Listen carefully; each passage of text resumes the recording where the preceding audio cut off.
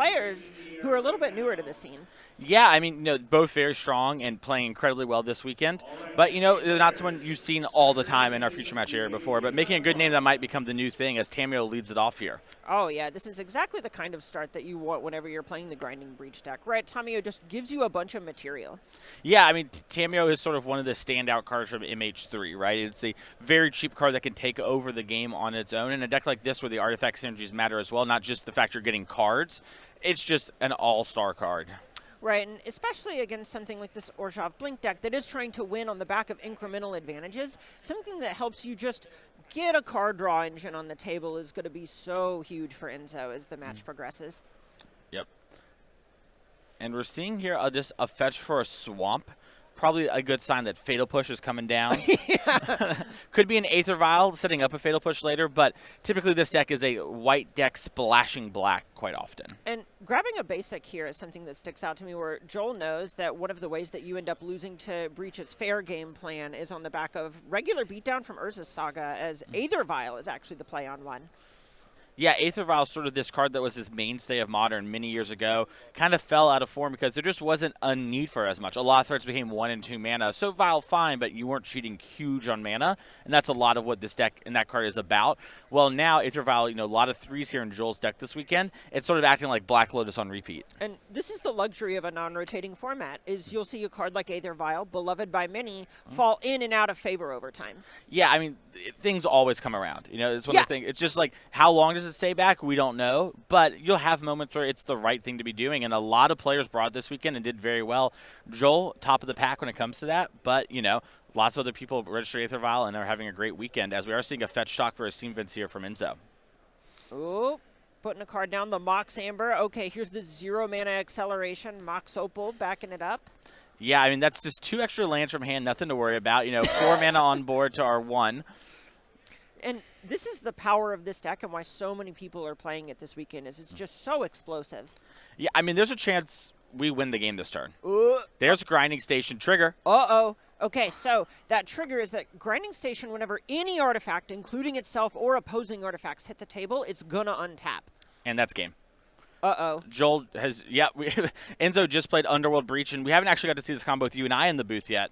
So what's going to happen is every time an artifact enters, we're going to untap the station like you mentioned. Then we're going to escape 3 cards after we mill 3 from the station, tap the Mox Opal for mana, go over and over and over again, mill our whole deck, and then eventually win with our win condition. This matchup is going to be Enzo's playing Thassa's Oracle. Some people play Grape Shot, but that will just win the game. You're a Thassa's Oracle guy. Yeah, I love Thassa's Oracle. I mean, that's when, Corey and I, good friends, partners in the booth in some ways, we differ on this one thing. As long as you're good friends. Yeah, oh, yeah. If we were just friends, it would be very awkward. But, it's a situation where some people like Thassa's Oracle, some like Grape Shot, and as we see Thassa's Oracle milled here. Oh, there she is. Yep, and there might be a situation where I'm trying to look over Joel's deck list here. Some players do have things in the main deck that can break this up. I'm not seeing any at the moment, but that doesn't mean it's not there. I'm a slow reader. I'm double-checking the list now. I think the only real free spell where we can see from Joel is Solitude. Yeah, and so this is a great point to bring up here. If this was, a year ago and we were playing the Breach deck, it was still fine in Modern. It was a good deck. We talked about Corey. He played that deck a lot in his free time. The deck would actually be kind of weak to creature removal more. You would have Solituded this Tamio. The Mox Amber would not have been able to do anything, and you would have lost your Breach and lost the game. Mox Opal not only accelerated us to a turn 2 kill, insulates us here from removal, as you're seeing Enzo go through the motions. And Joel's like, okay, I've had enough of my time. And you know what? I'm going to say shout out to Joel for letting us see the combo on camera. I understand this is maybe an unpopular take, but I am just kind of a dirty combo player at heart, and I love getting to see Enzo do their thing. I like that Joel gave us a little bit of it. He's like, hey, this is what's going to happen, and now I'm moving on. I'm moving on. Exactly. This is minutes of our life just on the house. Yep. Hey, you know what? I'm here for the next hour, so no matter how we do it, right? But if we look at sideboards here, and we would start with Doolittle, there's a lot to be doing. Not a whole lot of little in the sideboard in this matchup. You could argue every single card theoretically could come in, except maybe Plague Engineer. I can tell you've been sitting on that one since we got handed the feature match. Actually, no, that was on the fly. Oh, hand so up high. All right. So how much do you think Joel is actually going to be changing up his game plan? I think it's tempting to just shove 15 in and say, all right, here we go. But I know trying to maximize pressure is something that's important for this Orzhov deck as well. Yeah, I mean, one of the things, so you just saw, right, you can just die on turn 2 pretty easily. And theoretically, it's turn 1 is very rare, but you can do it. So you do need to have a good amount of pressure, because if we're doing this on turn 2, we can easily do it on 4, for example, right? And so with that in mind, there are some cards we can take out pretty easily, like Fatal Push. That's something that it has its moments of being good, but when you have so many strong sideboard cards, you can maybe fight over those axes instead. For example, Wrath the Skies, we want Fatal Push to fight over the Construct type game plan. Wrath the Skies is doing that for us. So we're going to kind of make some what I call minor upgrades. These aren't like huge power spikes. And then obviously we have like Stony Silence in our sideboard, Drannith Magistrate. Those are the hammers. Those are when people think about building sideboards. They're like, yeah, this is the card that wins the matchup. And we have 5 of those, which are going to be very tough to work through. And then cards like Aven Interrupter, which I think a lot of people think is like soft removal, is actually incredibly huge. They, it plots a spell when cast, and it has that little rider text of spells your opponent casts from graveyards or exile cost 2 more. And the exile part, it's like, okay, the plotted, that makes sense. But the people at Wizard of the Coast were like, let's give it a little extra juice, hit the graveyard. Well, Underworld Breach, you need to grinding station all your cards from the graveyard. That's 2 more mana. Your Mox is now going down mana. You can't combo. So a lot of little things here from Joel, and I expect a lot of just small changes and little upgrades, and they just end up having a deck that's full of heaters, and that's going to put a lot of emphasis on Enzo here to navigate around these cards. Yeah, that makes a lot of sense. We've seen the different grinding breach pilots kind of have to duck and weave in different ways whenever they're sideboarding, because they do want to preserve the combo in the post-board games, and it seems so hard to go toe-to-toe in a fair game with this Blink deck. Definitely, yeah. The Blink deck, I would say, this isn't a perfect example, but in my mind, it's the spiritual successor to Omnath Control from about 2 years ago. Its goal is to use Solitude, the best in the format, interact and trade a lot of resources and make the game go long. But I like about this Orzhov deck, though, is unlike Omnath, you actually have very fast kills. You can go Felia into Overlord the Balemark, and then next turn you're attacking for 7. And that's so much quicker than the Omnath decks ever could. So while they're sort of different, I think, the core game plan is very similar, which is something Breach historically was very good against because there wasn't a lot of hate from those decks. Not the case here for Doolittle this weekend. Now, if we take a look at Enzo's deck list, we have a couple things that stick out to me. So the first is Nature's Claim. Obviously, that kind of stuff's going to come in. We got to fight over these Stony Silences. Even Aether Vial, Overlord the Balemark, all great hits. There's a couple of cards that not everyone plays here on the sideboard, like Wrenn 6. This is a great way to have a better Saga fair game plan. Just, make some constructs, pick it up again. That's pretty good. Also, a lot of Doolittle's cards are 1 toughness. So you can actually pick off things like Flicker Wisp that maybe make that fair game plan a little worse, and then buy you a lot of time and just a lot of land drops. Fire Spout's a thing that can clean up the battlefield and have an actual answer to Drannith Magistrate. We see players split between, Pyroclasm and Fire Spout. Enzo here, I think, made a very smart decision, 1-1. I have the Pyroclasm for the, energy decks, but I also have the Fire Spout for the Drannith Magistrates, which is what you really want Fire Spout for. So a lot of small things I think are going to be a change here for Enzo, and it's going to try and move the deck to be, in my mind, a bit more controlling, pick apart the things that are stopping him, and then eventually play the Underworld Breach, win the game. Right. I think as you see combo decks have to adapt into the post-sideboard games, they're just kind of forced to be less linear and be a little more interactive, where even if they aren't necessarily trying to go long, I do think Enzo is still the aggressor in these post-sideboard games. They are going to need to try and find ways to actually just interact with the interaction that Joel is bringing. And these micro-adaptations, we've been seeing them all throughout the format, and I can't wait to keep seeing them as we head down to Charlotte. This is going to be next month. This is the second half of the regional championships in America. Yep, March 7th through the 9th will be there. I can't wait to see everyone else. I can't see how people are going to adapt. Is everyone going to pick up Enzo's Wrenn 6 tech? Is that going to become the new norm after starting 9-0? We'll have to wait and see. But you can check all the details at StarCityGames.com/SGGCon, and you can follow the coverage here wherever you're watching us. You've brought up Wrenn 6 a couple of times, and I think it's really interesting how with the One Ring getting banned, Orcish Bowmasters fell a bit out of favor, and as a result, we are seeing these 1 toughness creatures show up again. But I know you, of all people, know how good Wrenn 6 is against Flicker Wisp. Yeah, I mean, Wrenn 6, I think, for a while, was secretly one of the best cards in Modern. Yes. Like, pre-MH3, Quote-unquote secretly. Yeah, I mean, I think it was maybe a little... I know we both worked on MH3 together, and I remember having conversations in the pit with other people and being like, what do you think is the strongest card in Modern? And I know... Ren and 6 would almost never come up, but I remember Adam Prozac at Wizards was like, I think it might be Ren and 6. I was like, Adam, I think I agree. Yeah. And some of the room was like, really? And we had this conversation, and I think it's really interesting. Whether it was or it wasn't doesn't really matter. This is a card that's just so powerful at playing fair games. And one of the things I think is so great about Ren and 6 that goes unsung is you get to keep hands that are like fetch land that helps you cast Ren and 6, and 4 spells. And it just, you have your mana for the whole game while also putting pressure on these early creatures that can stop you from initiating your plan. So I think Ren and 6 is just an unsung hero of a lot of these controlling archetypes that use her. It's just, we don't see her as much these days because a lot of the mana value has gone down, and some of the creatures like Guide of Souls are 1/2s, right? Just sort of dodging Ren and 6. And something that I think is underappreciated about the card, we see both players taking a fast mulligan here. Ren and 6 is very good at undoing mulligans, and you kind of touched on hitting all your land drops the rest of the game. One of the games that's the hardest to do is whenever you're starting with 5-6 cards in hand. Yeah, and it's a really good thing to think about. Like, whenever you have a card that is both strong but also just undoes variance for you a little bit, smooths your draw. Yes, exactly. There's a lot of hidden power in just getting to play Magic that I think players don't often think about. Okay, well, it looks like we're about to play some Magic with both cards putting a card on the bottom, and Joel Doolittle kicking us off with a Surveil land. Yeah, and I think, Joel's deck has a little bit of this too when it comes to Overlord the Baelmerk. That's a card that gives you a lot of extra resources. So maybe, you mulligan a bit, but you Overlord plus Flicker Wisp. That's, an extra 2 cards. Now we're back to 7, right? Ooh. And Witch Enchanter getting bend very quickly. It's nice to have a couple creatures in graveyard for something like Overlord of the Baelmerk. Yeah, especially one that doubles as a land, right? If you're a little stuck on lands that we just talked about, that's a great thing to have there as Tamiyo plus Bobble comes down. Just the perfect start for Enzo. This is exactly what you're looking for. Yeah, and, one of the things about the Orzhov Blink deck is, we talked about before, it's really trying to maximize Solitude. That's one of the ways you can think about this deck. So I really like this from Enzo here. Going to wait on the Bobble, and probably with the hopes of flipping the Tamiyo next turn. Get the Bobble trigger, get the Clue, and get this thing flipped before any sort of Solitudes or other interaction points can fight over it. I imagine Joel probably sideboarded down at least 1 or 2 Solitudes. They aren't the greatest in the matchup, but you do want to have some. Right. There's a point where when we were developing Modern Horizons 3, Wrath of the Skies specifically was meant to be an anti-Urza Saga card, but look at this card right there on the screen. It doesn't mention Planeswalkers. So if this Tamiyo can transform, it is a grindy tool that Enzo can use to kind of have some insulation against a card that you got to know Joel brought in from the sideboard. Definitely. I would like to add also anti-rhinos. I really wanted there to be rhinos in the art, but the art department wasn't my thing.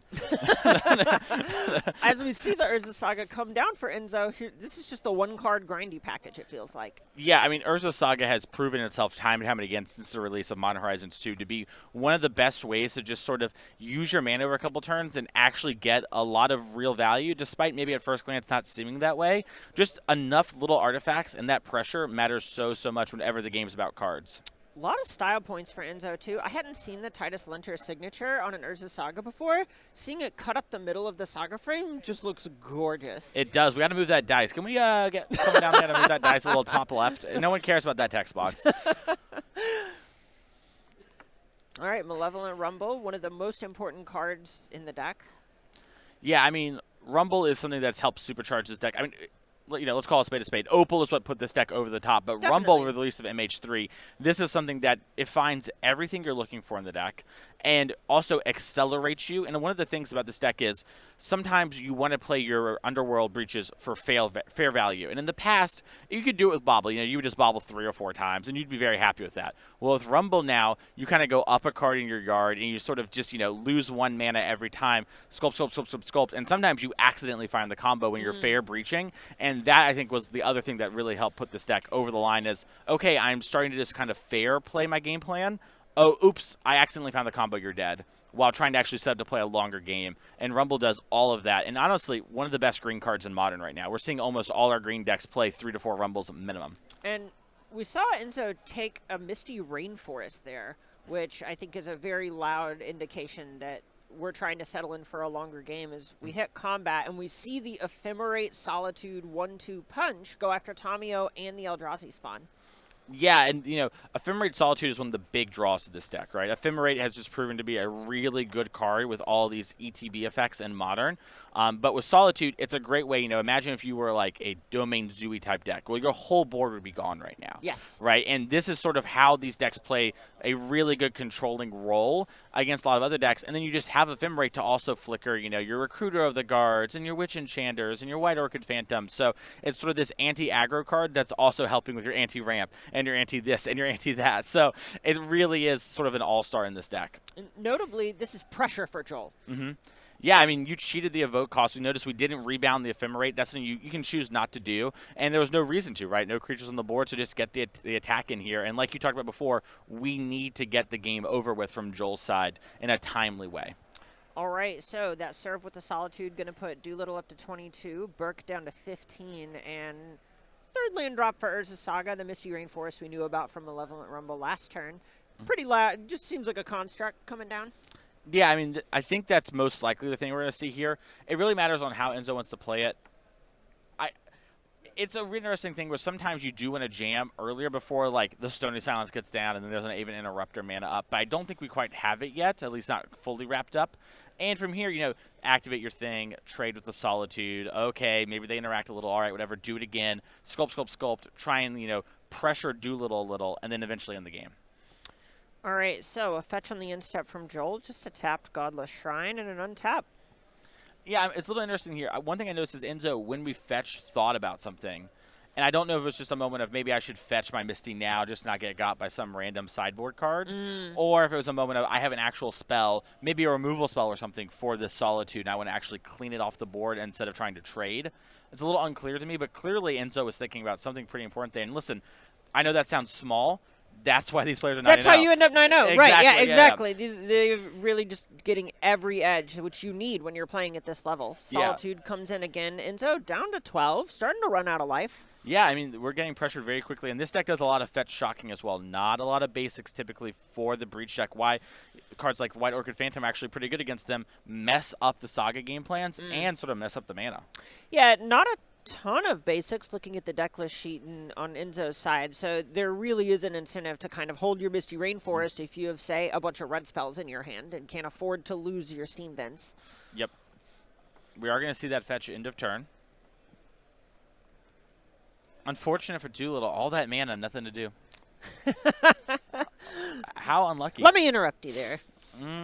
Or, hold on, sorry, I'm getting out ahead of Joel. I'll let Joel do the interrupting with perhaps an Aven.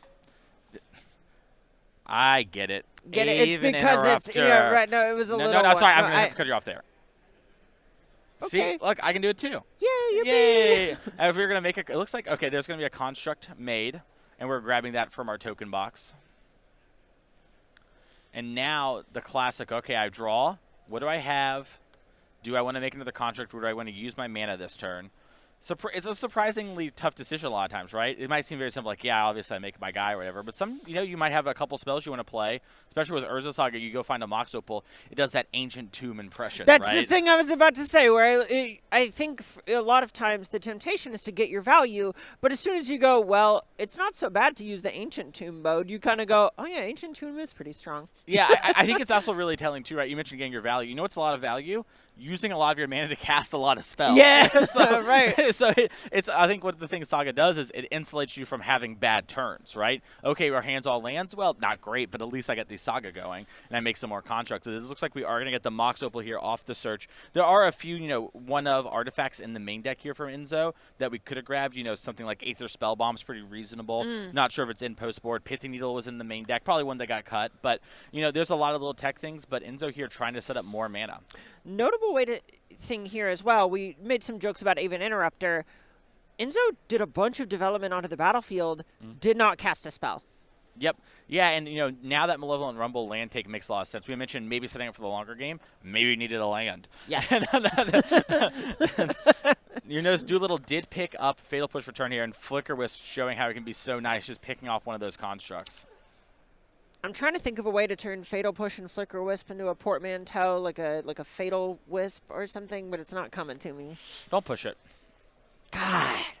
God, come on. Save some for the rest of us, man. know what you mean. I know what you mean. All right, we see it untap, and Enzo has Aether Spellbomb. Really nice pickup at this point. It's just a way to have something on the table against creatures. Yeah, we talked about Aven Interrupter being this huge headache in some percentage of games. You know, obviously if the mana's up, it'll become a headache again, but if they use their mana, you can pick it up there. As Imri comes down and picks up 2 baubles is a good flashback target. A lot of sort of one-mana card advantage creatures that use artifacts on Enzo's side. That getting this through an Aven Interrupter has to feel pretty good, but the pseudo-hate text on Aven Interrupter really good against Imri's Fair Plan. Yeah, I mean, it's hard to undersell just how nice Aven Interrupter is. In fact, I remember that card came out, and I messaged Jerry Thompson. I texted him, I was like, this card's absurd, right? Like, we're going to play this in Standard? And he was like, oh, yeah.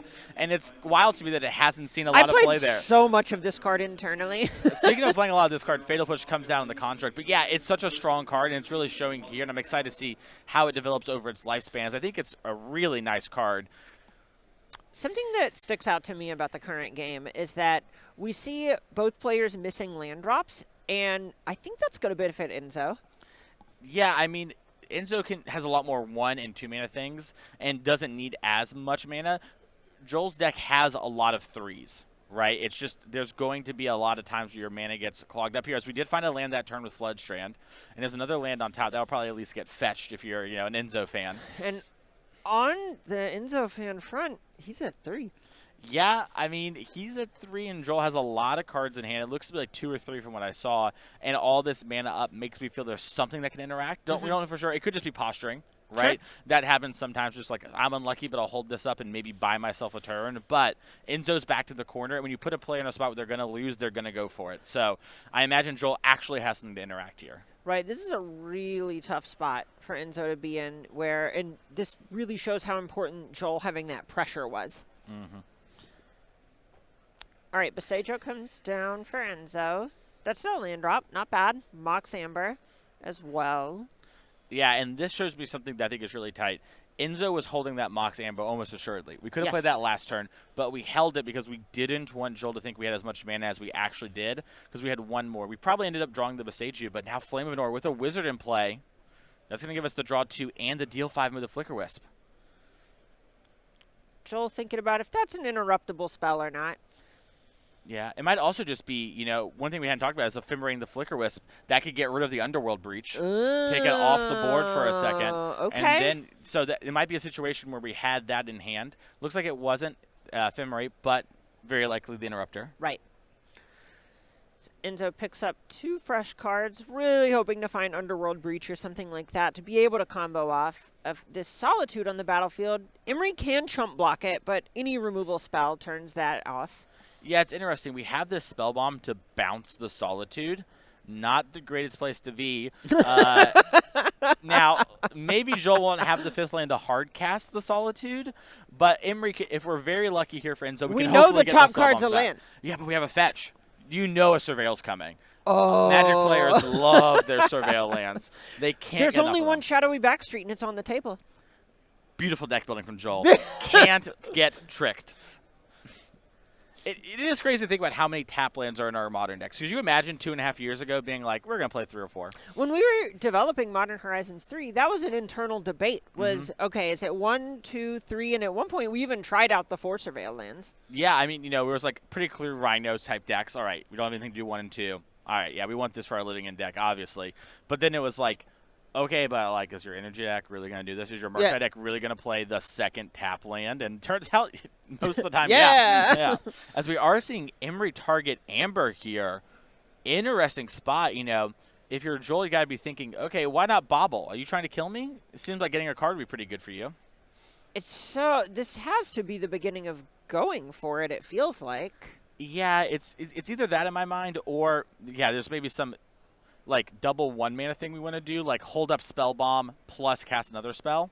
But now it's looking a lot more. This is not an interactive moment. We're floating a blue. We're on Mox Amber 3 for the turn. Another Flame of Anor going after Solitude, drawing more cards. And Joel doesn't have any. I mean, I have to imagine if Joel had an Aven Interrupter there. That would have been it. It has to be what would come up. But, all right, in-step fetch, the tap Godless Shrine. Fetch in-step, tap Shockland is just one of the most iconic 4 modern plays in history. Oh, for sure.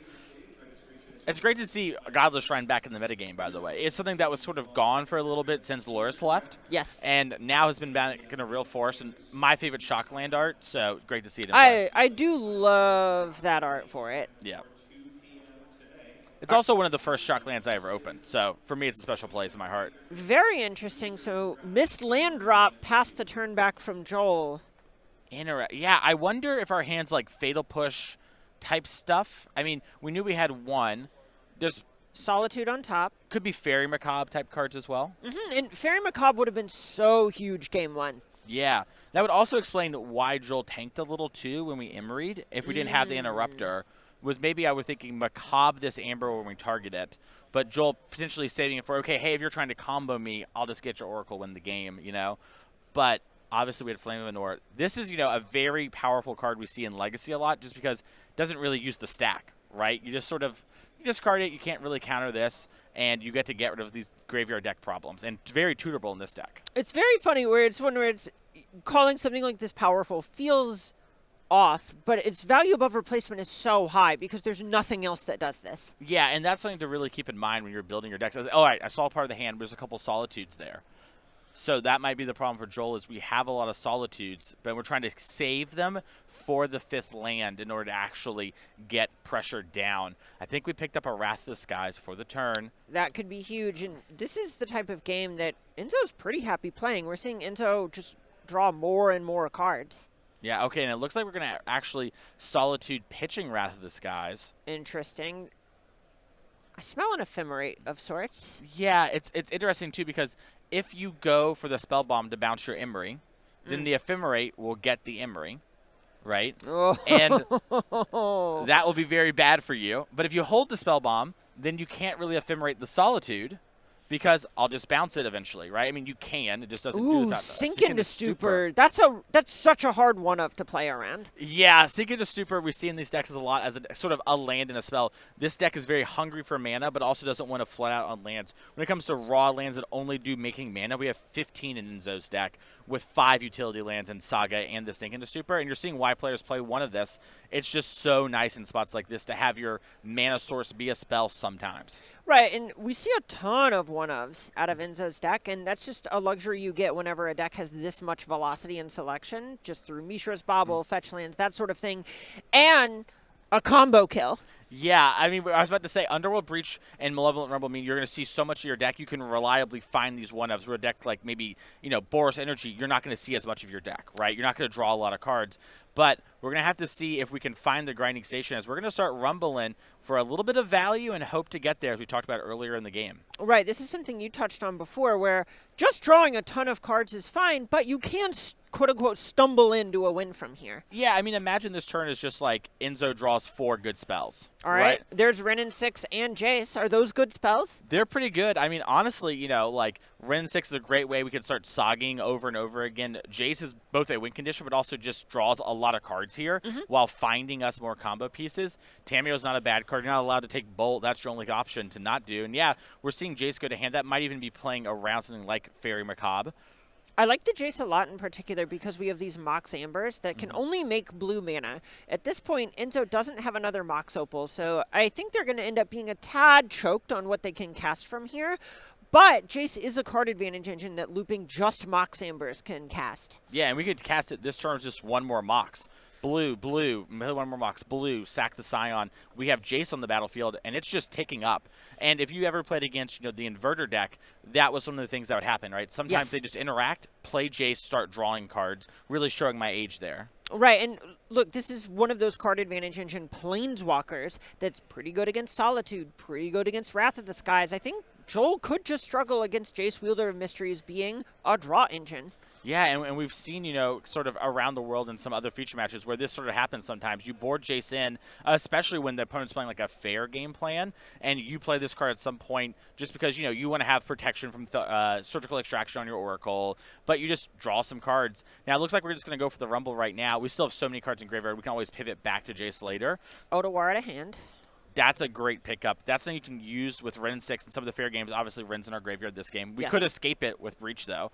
That is something that's on the table if we find a Mox Opal, another one. So that's kind of the fair game plan here. And also, you can Otawara back your own Underworld Breach. go again later. All right, so it looks like we're about to spend some floating mana on another Imri. So this is another avenue to just mill a bunch of cards and perhaps stumble into a combo. Yeah, and there's the Mox Opal. There's the grinding station. Uh-oh. Uh-oh. And I love what Enzo's played this game, too. Enzo's made sure to keep up 2 mana at every point, so we have priority to play the station immediately. I think Enzo agrees with us that there's a Fairy Macabre in the hand from Joel. Whether Joel has it or not, he's done a good job representing it. And so Enzo played around it masterfully this game and gets rewarded immediately. Plays the grinding station, and now it's combo in time. Right, and understanding how priority works is such a big part of mastering a graveyard combo deck, just like you're saying.